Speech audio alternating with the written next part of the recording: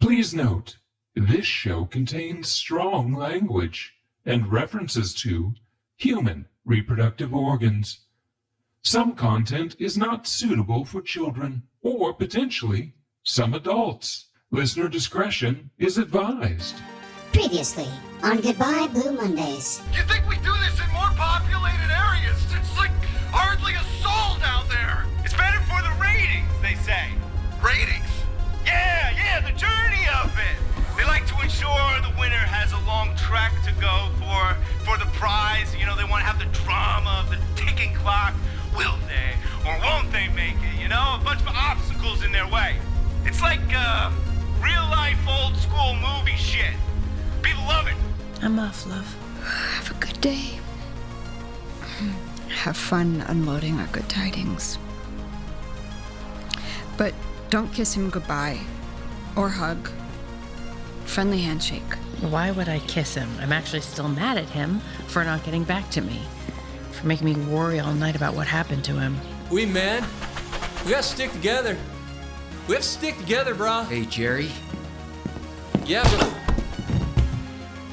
I lost my wife and child, you asshole. Oh my God! Did you just shoot the pilot? Harry, I need you to concentrate. Look at me. We are under attack. And now. This is good. Let's do it here. Yeah. How's my hair? It's fine. Okay. Well, just fine. Are we ready? Okay, yeah, fine. Good. Yep. Okay, Sergeant, like we discussed. Yes, just talk to the camera, real authoritative. Yeah, that, right into the lens. Are we rolling? rolling. Begin on the trees, zoom down, land on our hero, and action. And that means go. That means camera go. Then when the camera is pointed at you, you start talking, and... So when the camera is on me and then you say action, then, but not on action when the camera is on me. Because the camera's action and you're on the camera. Got it. Yeah, got it. Wonderful. Okay, here we go. Still rolling, and action. Hello. I'm Sergeant Nichols. Sergeant Brett Nichols, CPC escort for the G.E.R.L. Perfect. Around 2,200 hours last night upon our initial descent to drop a little freedom on this godforsaken conflict country, we encountered some small arms fire that rendered our pilot fatally dead and caused myself and our G.E.R.L. admin for the region to abandon ship. How's that? Perfection. Hey, you've been doing the show long? Yeah, long enough. Yeah, right. So, when Howard says perfection, do you think he really means it, or I was like that good, or? Sure. Wow, that's that's a really amazing to hear, man. This may sound a little surprising, but I've always dreamed of being a star in the streamies. I'm not surprised. We have an opportunity to take conflict survival to a whole new level, a multi-threaded story of survival, intrigue, betrayal, passion, war, a sweeping story with multiple narrative threads reminiscent of our early century golden age of television, but for the streamies. The audience craves more than the by-the-numbers survival journey, Gary. No, this won't be another Cuba, Gary. You and I both know that was an anomaly. Yes, it was. And I've made my amends, done everything the consortium has asked, and frankly, no one even remembers it. It was ages ago, and the point, Gary, the point is, we've been losing the audience. Our attention analytics aren't what they used to be, and this is a chance to turn that around. Go big. Bigger than ever before. Again, it's not going to be another fucking Cuba, Gary. I'm talking about creating the most heart-pounding, heart-wrenching, heart-tugging, I can't look away from the screen because I don't want to miss a thing, reality television programming to ever grace the CPC stream. Hold on. I think we found your guy. Harry! Is that you? Brett! Oh, thank God! I'm up here! Please! Oh, for God's sake, get it down! Howard, come back, Howard. Gary, I have to go, but remember this.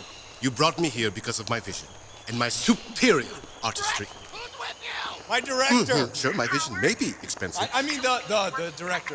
When we're up against Goliath programming like puppy chases goat. The show! And baby sings the blues. The show, you... Gary. We're gonna be in the show! Gary, you must ask yourself, is there really any cost that is too great? Come in, Howard. Exactly, Gary. Howard, are you Find there? that budget.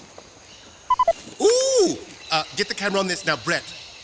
How good a shot are you? Oh, I'm a fantastic shot. Can you pull your pistol from the holster and then, like, pow pow? Get him down in one go? Whatever you need, yeah. Oh. Are we rolling? What are you doing? Don't worry, Harry, I'll get you down. Now start at the gun on his hip and follow the Just action. make sure you go limp, little buddy. Package, secured. Miss Geary, I don't think I'm getting through to them. I don't know what in the world language they're speaking. It's English. They're speaking English. Albeit a CC variety. You listen through the accent. You'll get used to it. Everyone, please stand. I need you to stand back. I assure you, we're here to help. So, just let us help the man. Molly, sorry for the silence. Had to get a couple quick shots. We're getting great stuff out here. How's our star? Oh, there you are, Howard. Oh, thank goodness. Yes, we have the transponder sack, but we may, we may have a problem with the contestant. Star. Oh, yeah, no, right, Star. The problem was that Haziel Solorzano appeared to be dead, crushed under the weight of a sack of CPC lottery tickets. All that was visible of the man were his outstretched limbs. That and the small mob of villagers surrounding conflict survival field producer Molly Geary and her crew seemed quite angry about that prospect. While these villagers were most certainly upset that their friend Haziel was possibly, most likely, but as of yet unconfirmed, dead, their true frustration was all these paper tickets fluttering about the scene. Slivers of paper getting caught in the grass and trees, under hooves, on clotheslines, in their hair, everywhere. Of course, if they just took a moment to read them, one could assume all that consternation would waver. You see, even though it's stated in bold print on one side of the paper tickets, not a winner, the other side pronounced with just as much boldness, get free same-day drone drop with UR Products Inc. Visit UR Prods Inc. today. As everybody knows, even angry villagers from lowly conflict countries, be they victims of homicide or not, love free same-day drone drop as much as the rest of us. Welcome to Goodbye Blue Mondays, created by Gregory Bain, produced and directed by Gregory Bain and Logan Donovan.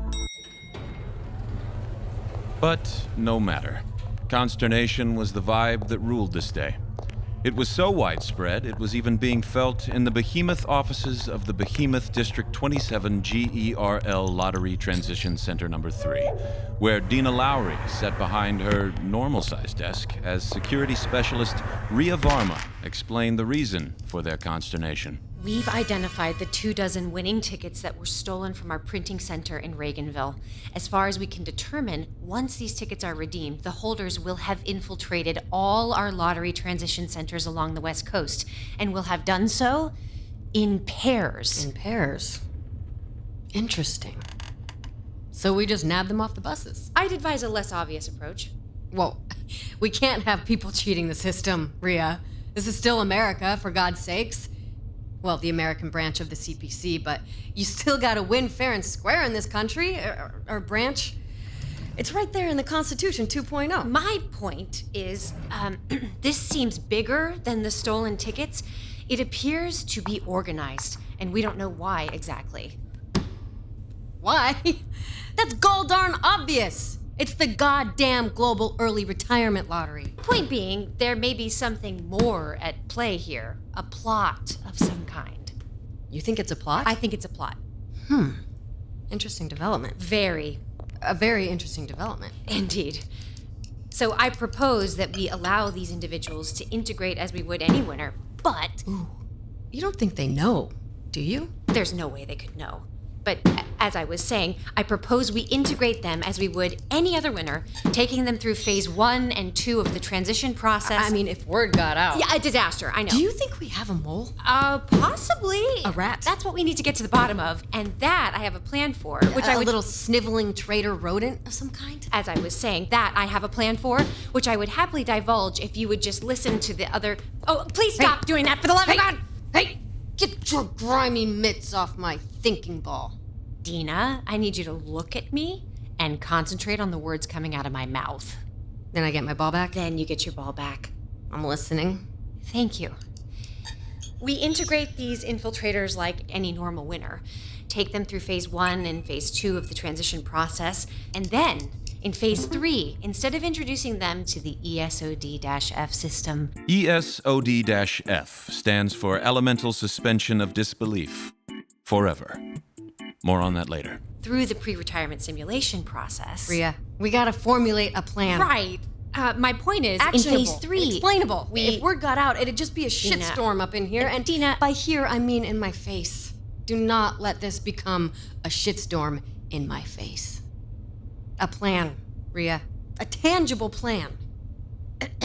Phase 3, instead of going through the usual pre-retirement simulations, as we normally would to introduce retirees to the ESOD-F system, we put these infiltrators straight into the freeform world-building simulation and use the infiltrators' neurofeedback to map and explore their memories. They'll feel like they're having deja vu, reliving some of their recent memories, and we'll be able to uncover the true nature of their plot, who's involved, just how these infiltrators infiltrated the lottery so it doesn't happen again. They obviously had an inside man. Likely, yes. That's certainly obvious. Likely. Obvious. Yes. So, my plan... Is it even possible? Yes, absolutely. Yes, we've made great strides with the personalization and brain mapping features. I mean, this is totally possible. In fact... very doable. Actionable? Yes. Well, for God's sakes, make it explainable. And I'll run it up the chain. To the heads? To the heads. Monica Levy has clocked in at 8:29 a.m. This 1 minute before your 8:30 a.m. shift will not be reflected in your weekly pay. Thank you for your service. As Monica Levy clocked in that morning, a morning in which her vibe was consternation, she too was mulling over plans and words and actions. She had thought that by the time she punched her time card, the silly gnawing in her gut would subside. But it hadn't. As Monica neared the front of her sex-separated line to begin her day of button-pushing, in button-pushing dock 22, she thought about the first time she met Elliot. Well, got a glimpse of him, anyway. It was on a morning just like this, trudging along toward her day of work just like she was doing now, head down just like it was now, when she heard the loud, bellowing awfulness that she would later come to know as Jerry Dingle. Glancing over at the male line to get a look at the source of this bellowing awfulness, her eyes met Elliot. Seriously, Jerry? And her heart skipped a beat. This wasn't because of what human people describe as love at first sight. It was due to his uncanny resemblance to a 35-year-old G.E.R.L Levy, her father. When Elliot caught her gaze that morning, she was transported to a moment some 30 years prior, the year before her father's untimely death, when he had looked at her the same way Elliot was looking at her then. She doesn't love me anymore. Beaten. A shell of a man. Monica Levy. Female. Confirmed present. Exit to the left. Have a pleasant day, Monica, in button pushing dock 22. Always do. She didn't. And probably wouldn't. Laura, play something happy. No, make that aggressively happy. Oh, fuck, that feels good. Elliot Pilgrim, you, sir, have won the lottery. You actually did it, you son of a bitch. Who won the lottery? You won the lottery. Who won the lottery? I won the lottery. Oddly, the only person not feeling the consternation of the day was Elliot Pilgrim. Odd as consternation was his primary mode of interacting with the world.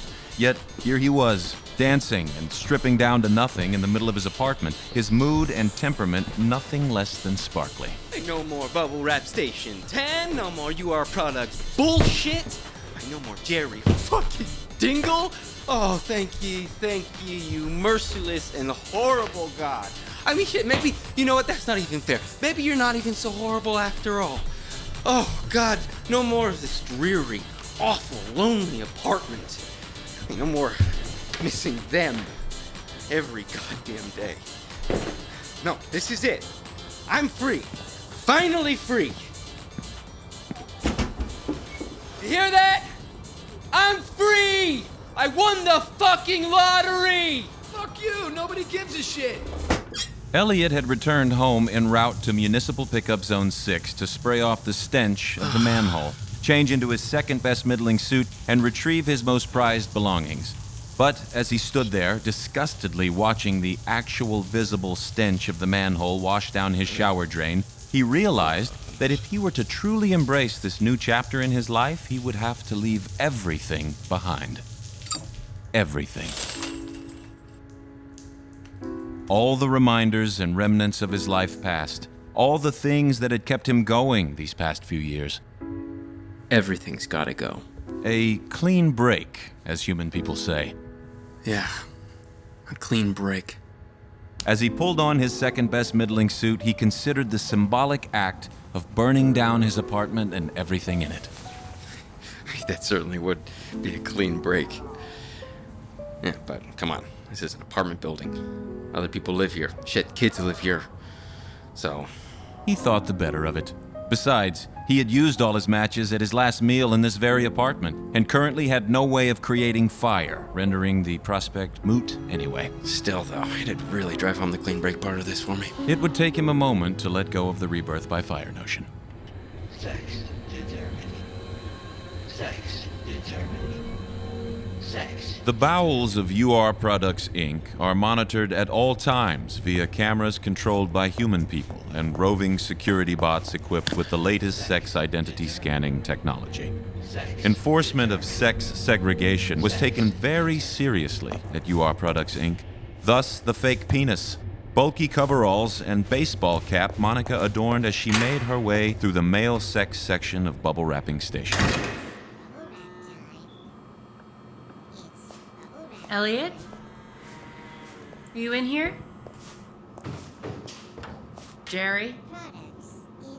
A little disturbed by her realization that her infatuation with Elliot arose from the connection and later pity she had felt for her own father, and what that turning into something romantic might mean, she decided that she would, in her own thoughts, suck it up and give Elliot the damn ticket, and that she would do so in a purely friendly manner, avoiding eye contact or conveying any feelings about the matter. She would play it cool and say, It's your lucky day. You just won the lottery. And continue with, You don't have much time, so you better get going.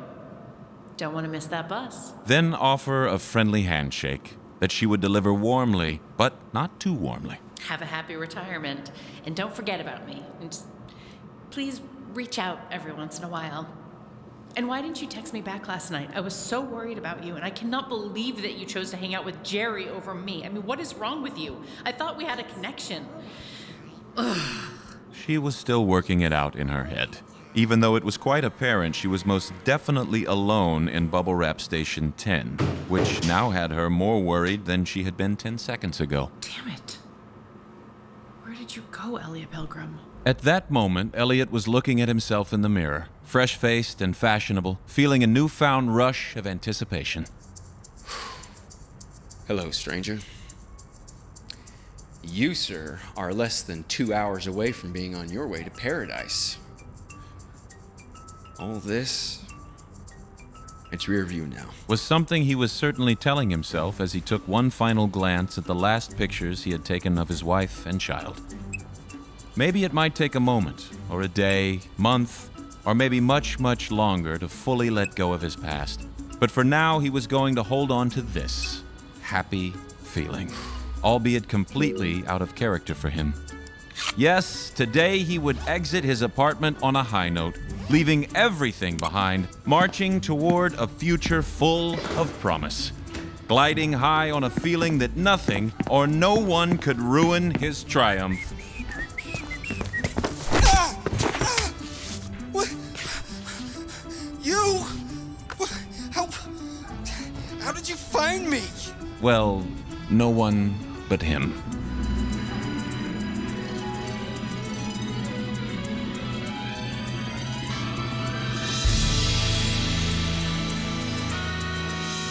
Goodbye Blue Mondays stars Logan Donovan as Elliot Pilgrim, Jennifer LaFleur as Monica Levy, Travis Schwartz as Jerry Dingle, and Jonathan Freeman as the author. With John Hudson Odom as Howard Avery, Braxton Molinaro as Harry Truman, Wolf Gunner as Brett Nichols, Alex Kyle as Molly Geary, John Clavier as Devin Mitchell, Lindsay Pulsifer as Dina Lowry, Megan Ketch as Rhea Varma. Written by Gregory Bain. Produced and directed by Gregory Bain and Logan Donovan. Sound engineering by Darren Augustus. Music by Ryan Bain. Sound design, mix, and master by Gregory Bain.